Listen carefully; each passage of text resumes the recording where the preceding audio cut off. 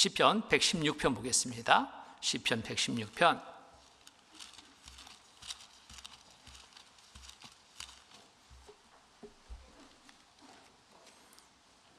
1절로 5절 말씀입니다.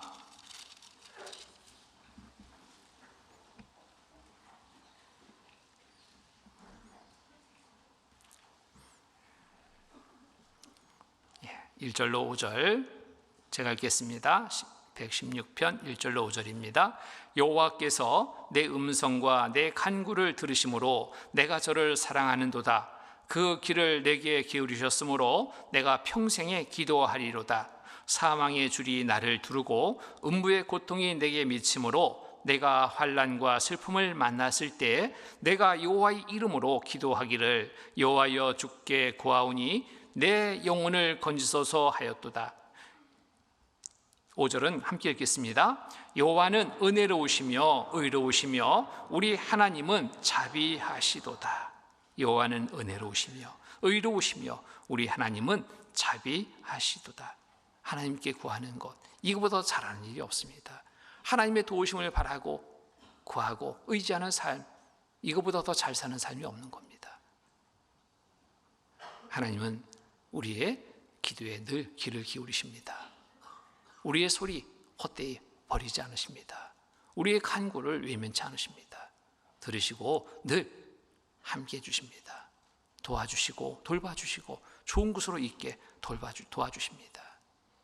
그 도움을 구할 때 얻게 되는 거예요. 마태복음 7장 보겠습니다. 마태복음 7장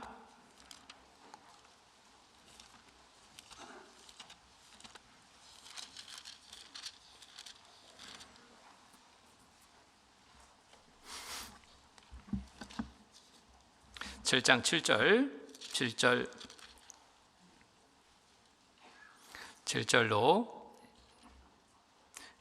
7절로 9절까지 같이 읽겠습니다. 구하라 그러면 너희에게 주실 것이요 찾으라 그러면 찾을 것이요 문을 두드리라 그러면 너희에게 열릴 것이니 구하는 이마다 얻을 것이요 찾는 이가 찾을 것이요 두드리는 이에게 열릴 것이니라. 너희 중에 누가 아들이 떡을 달라 하면 돌을 주며 생선을 달라 하면 뱀을 줄 사람이 있겠느냐? 너희가 악한 자라도 좋은 것으로 자식에게 줄 알거든 하물며 하늘에 계신 너희 아버지께서 구하는 자에게 좋은 것으로 주지 않으시겠느냐? 하나님은 구하는 것 주십니다. 자식이 구하는 것도 부모는 하잖아요. 하물며 아버지는, 하나님 아버지는 어떨까요? 우리의 모든 소리에 귀를 기울이십니다. 필요를 아시고 채워주십니다. 우리가 정말 우리의 신앙의 모습을 주관적으로 후하게 점수 주지 마시고요, 객관적으로 살펴서 내가 정말 올바른 생활을 하고 있는지 살펴봐야 됩니다. 믿음부터 살펴봐야 됩니다. 온전한 믿음인지, 우리의 삶의 모습도 살펴봐야 됩니다. 내가 말씀에 합당한 올바른 삶을 살고 있는지 세세하게 살펴봐야 됩니다. 마지막 때 살고 있다는 것을 우리가 알고 있다면 마지막 때 중요한 것이 무엇인지를 더욱 살피고 또 살펴서 온전한 삶이 되도록, 하나님 앞에 서는 그날이 우리에게 당황스러운 날이 되지 않도록 기쁨의 날이 될 수 있도록 우리의 삶을 변화시켜 살아야 됩니다. 나의 신앙생활의 모습을 냉철하게 살펴야 됩니다. 잘못된 삶이 있다면 반성하고 바르게 살아가기를 우리 정하고 이제부터의 삶을 살아야 됩니다. 구원받은 연수가 더할수록 정말 자신의 삶을 살피지 않고 오히려 다른 사람의 삶을 살피고 판단하는 그러한 죄를 범할 수도 있습니다. 모든 말씀은 나에게 먼저 적용시켜야 되는데 나도 모르게 어른이 되고 나도 모르게 선생이 돼서 혹 가르치는 일로, 판단하는 일로, 정죄하는 일로 내가 그 역할을 하고 있지는 않은지 우리 모두 한번 살펴봐야 됩니다. 간혹 그런 모습을 볼 때 참 안타깝습니다. 구원받은 여수가 오래됐는데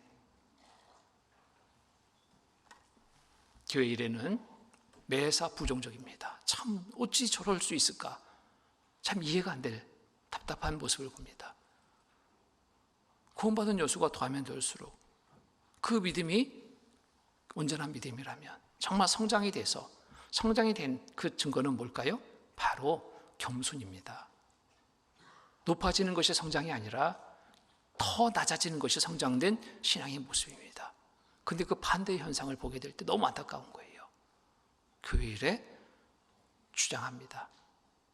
자기의 생각이 다 옳은 것처럼. 어느 구역 갔더니요, 그분이 오면은 나는 참여 않겠다라는 분들이 있더라고요. 왜 그런가 봤습니다. 간증을 한마디 했더니 거기에 막 야단만 잔뜩 맞은 거예요. 간증 뒤에 막 형제가 그렇게 살면 돼, 그러니까 그렇게 어려움을 겪지, 책망을 받는 거예요. 간증을 할 수가 없는 거예요. 내가 정말 이렇게 해서 잘못 살았습니다. 저를 위해서 좀 기도해 주십시오. 올바르게 살 수 있게 기도해 주십시오. 기도 부탁도 하고 또 거기에 어려운 처지를 얘기해서 정말 기도 부탁을 하고 또 위로도 받고 싶고, 구역 모임에 그런 기대를 가지고 와서 정말 힘들게 간증을 꺼내서 한마디 했더니 끝나자마자 어떻게 형제가 그렇게 사냐고, 그러니까 그러지 마. 마음이 너무너무 아픈 겁니다. 마음에 결심을 했대요. 절대로 나 안 가, 이제 내 간증 이제 안 해. 한 형제를 실족해 했습니다. 다른 한 자매도 마찬가지예요. 참 자기가 높아져 있습니다.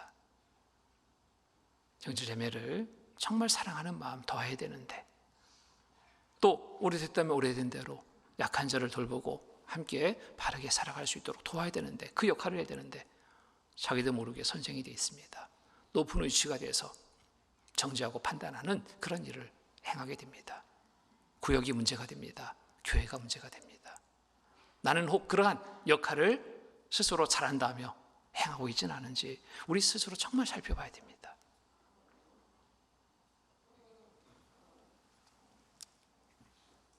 육신의 눈은 정말 어두워야 됩니다. 영의 눈은 더 밝아져야 됩니다. 그래야지 우리가 잘 사는 거예요. 육신의 눈이 너무 밝아졌어요. 눈에 보이는 대로 막 쫓아가고 눈에 보이는 대로 판단하고, 하나님 앞에 크게 책망받을 일입니다. 무엇 때문일까? 구원받은 연수가 더하면 될수록 기본이 망각되고 있다는 걸 알게 됐습니다. 기본적인 생활을 못하고 있는 거예요. 나는 구원받은 지 오래됐어. 나는 잘 알고 있어. 다 알고 있어. 이것이 교만케 해서 말씀을 막았습니다. 말씀 듣는 자리에도, 집회를 하는데도요, 왔다 갔다 해요. 왔다 갔다. 말씀을 들어야 되는데 말씀을 안 들어요. 왜 그런가 봤더니 아이고 뭐 수없이 내가 말씀 들었다고.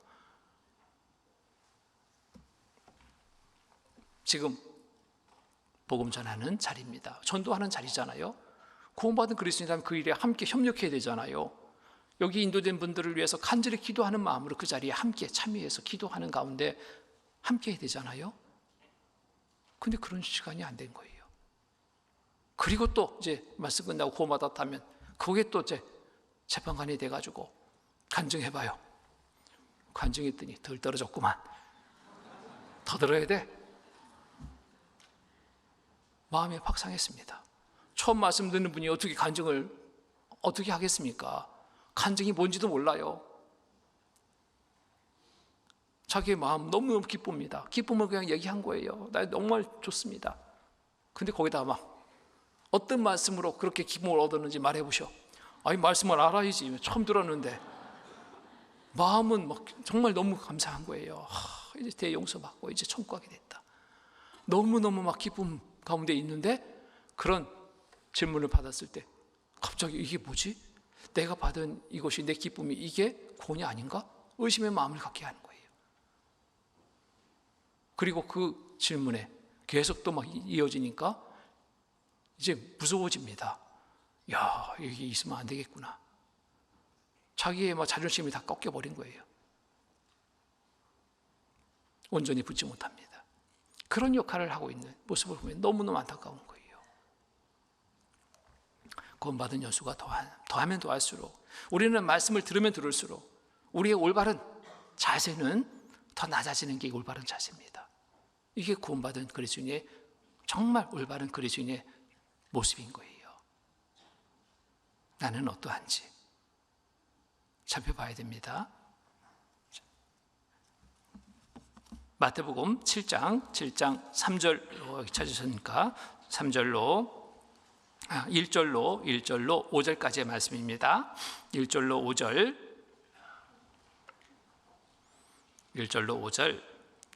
같이 읽겠습니다. 비판을 받지 아니하려거든 비판하지 말라. 너희의 비판하는 그 비판으로 너희가 비판을 받을 것이요 너희의 헤아리는 그 헤아림으로 너희가 헤아림을 받을 것이니라. 어찌하여 형제의 눈 속에 있는 티를 보고 내 눈 속에 있는 들보를 깨닫지 못하느냐. 보라, 내 눈 속에 들보가 있는데 어찌하여 형제에게 말하기를 나로 내 눈 속에 있는 티를 빼게 하라 하겠느냐. 외식하는 자여, 먼저 네 눈 속에서 들보를 빼어라. 그 후에야 밝히 보고 형제의 눈 속에서 티를 빼지라.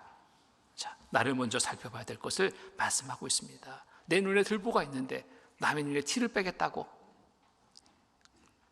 합당치 않다는 겁니다. 나를 먼저 살펴서, 말씀 앞에 내 모습을 살펴서 온전한 삶이 되도록 내가 먼저 변화의 삶을 살아야 됩니다. 시작의 마음은 그렇지 않았습니다. 시작으로 돌아가면 됩니다. 구원받은 그 날로 들어가면 됩니다. 그 마음을 회복하면 우리 잘 살 수 있습니다. 마지막 때입니다. 오늘 밤이라도 주님 모실 수 있는 그때 우리가 살고 있습니다. 어떻게 살아야 될까요? 시작으로 돌아가면 됩니다. 구원받은 그날 우리의 마음은 어떤 마음이었습니까? 너무 감사의 마음이었습니다. 그리고 마음에 각오가 있었습니다. 정말 주님을 위해서 살겠다는 각오였습니다. 정말 죽는 것도 주를 위해서라면 사는 것도 주를 위해서 내가 살고 죽겠다 각오된 마음이었습니다. 그리고 우리 눈에 보이는 형제자매는 어떻게 보였습니까? 다 존경스러운 분들이었잖아요. 다 사랑할 대상으로 보였지 않습니까? 미움의 대상이 없었어요. 내가 무시할 대상이 없었습니다. 이야, 진짜 천사들 같다. 어떻게 이렇게 살까? 어떻게 이런 모습일까? 좋은 마음이었잖아요. 근데 내가 구원받은 여수가 더하면 더할수록 그 마음이 다 상실되고 있는 거예요. 무엇 때문에? 내가 교만해졌습니다. 안다라는 것이 나를 교만케 했습니다. 하나님 앞에 나는 안다라고 내세울 것 없습니다. 사람 앞에서 혹 자기가 잘하는 것을 내세울 수 있겠지만 하나님 앞에서는 그렇지 않다는 거예요. 시작의 마음을 가지고 하나님 앞에 우리가 서야 됩니다. 내 자신을 살피고 정말 살펴서 하나님 앞에 책망받지 않는 삶이 되도록 우리의 삶을 변화시켜야 됩니다. 마지막을 살아가는 우리들의 삶 살피고 또 살펴야 됩니다. 기도의 시간을 얼마나 갖고 있는지, 말씀과 함께하는 시간을 얼마나 갖고 있는지, 교제하고 봉사하는 시간을 얼마나 갖고 있는지, 전도하는 일에 얼마나 우리가 힘쓰고 있는지, 정말 신앙의 기본으로 알고 있는 이 일에 대해서 내가 얼마나 충성되이 행하고 있는지 우리의 삶을 살펴보고 그렇지 못한 삶을 살게 된다면 이제부터 바꿔야 됩니다. 이제 2023년 이제 마감하는 시점입니다. 새해를 어떤 마음으로 준비해야 될까요? 처음 마음을 회복하자 정하시면 좋겠습니다. 처음 마음을 회복하자. 처음처럼 내가 한번 삶을 시작하자. 요한계시록 2장입니다. 요한계시록 2장.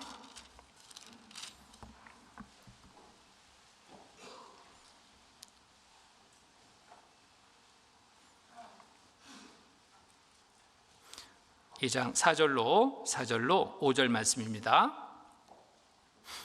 4절로 5절 같이 읽겠습니다. 그러나 너를 책망할 것이 있나니 너희 처음 사랑을 버렸느니라. 그러므로 어디서 떨어진 것을 생각하고 회개하여 처음 행위를 가지라.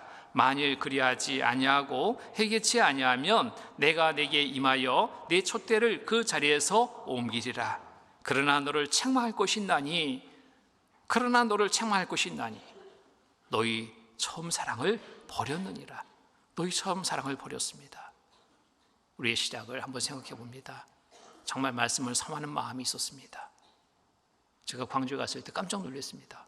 집회를 하려고 섰는데요, 이 집회하기도 전에 이 앞자리에 성경이 쫙 놓여 있어요. 그것도 테이프로 막 붙여가지고 뭔가 봤더니 새로 인도된 분이 있습니다. 이 자리 꼭 양보해 주십시오. 성경을 테이프로 붙여놨어. 누가 그걸 옮기겠어요? 못 옮기지. 근데 그런 줄 알았더니 그것도 옮기는 분이 있어요. 내가 인도한 분이 있어요. 이분도 여기서 말씀을 들어야 돼요. 그걸 띄어서 또 옮겼어. 거기다 또 붙여놔. 너무 좋은 모습으로 여겨졌습니다. 야, 정말 한 영혼을 전도하기 위해서 이렇게 열정 속에 살고 있구나. 이곳에 내가 있다는 게 너무 감사하다. 하나님 감사합니다. 감사의 기도가 됐습니다. 그런데 그런 모습이 요즘엔 안 보이는 거예요. 얼마 전에 광주 갔는데 그 모습 볼까 싶어서 갔더니 안 보여요. 안타깝게도. 그 모습이 회복되면 얼마나 좋을까. 지금도 자, 앞자리에 앉으려고 그렇게 막 경쟁적으로 행하던 그 모습, 한 영혼을 전도하기 위해서 또 구역이 교구가 협력해서요, 수영회 갔는데 막 단체로 막 수영회장에 그 상담실에 입장하는 거예요. 그럼 방해되잖아요. 안 됩니다. 우리 정말 같이 기도하러 왔습니다. 예, 기도 밖에서 하시고 몇 명만 이렇게 앉으십시오. 근데 요즘에는 그런 모습도 보이지 않습니다. 밖에서 기도하는지 어쩐지 모르지만 잘 안 보이는 거예요. 한 영혼을 구원하기 위해서 협력했던 그 모습 정말 그리워지거든요. 밖에서 기도하십시오. 안에 들어오는 것만 막고 하던 그런 실랑이를 벌이던 그 시간들이 정말 그리워져요. 왜 그게 없어졌을까? 또 교제를 삼하는 마음, 이것도 정말 많이 식어졌습니다. 제가 구원받은 초기에는 그랬습니다. 시간 가는 줄 몰랐어요. 직장 지금보다 더 바빴어요.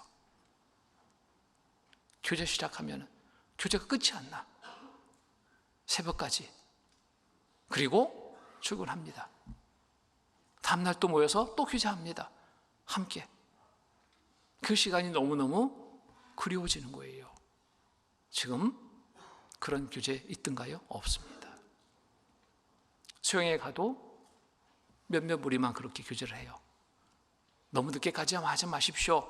광고할 필요도 없어요. 이제는 너무 일찍 끝나가지고. 왜 이렇게 변했을까요? 무엇에 마음을 두고 살고 있는지 이거 우리 한번 생각해 봐야 됩니다. 처음 마음 이렇지 않았습니다. 처음 마음 이렇지 않았어요. 봉사하는 자리는 어떻고요? 봉사할 사람이 없대요. 맡았는데 봉사할 사람이 없대.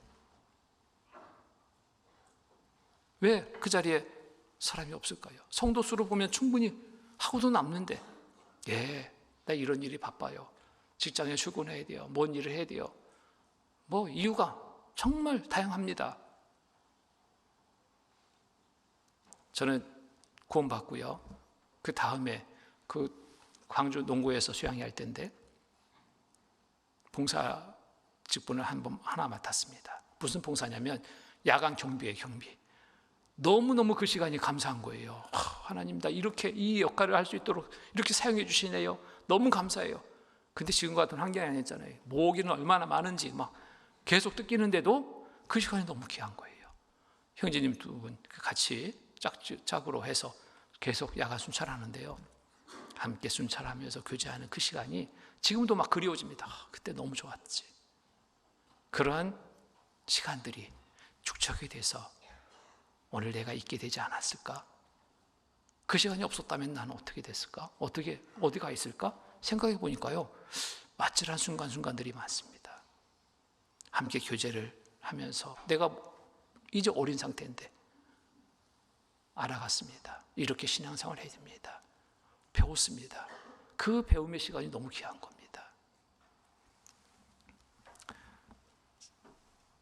우리의 시작을 한번 생각하고 회복하는 시간 속에서 이제 2024년을 맞았으면 좋겠습니다.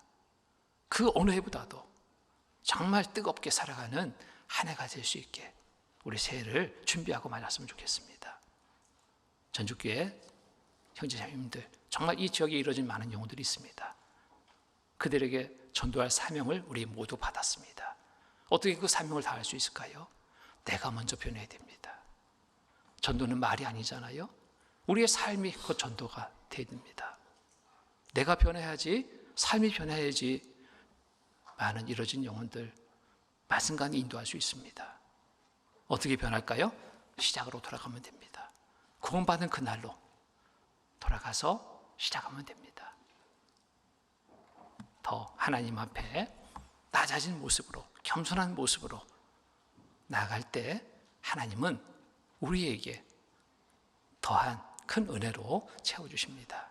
그래서 2023년 이제 마감하고 맞게 되는 2024년은 지난 그 어떠한 해보다도 정말 하나님 보시기에 잘했다 칭찬받는 한 해로 살아가는 우리 형제자매님들 되시기를 바랍니다.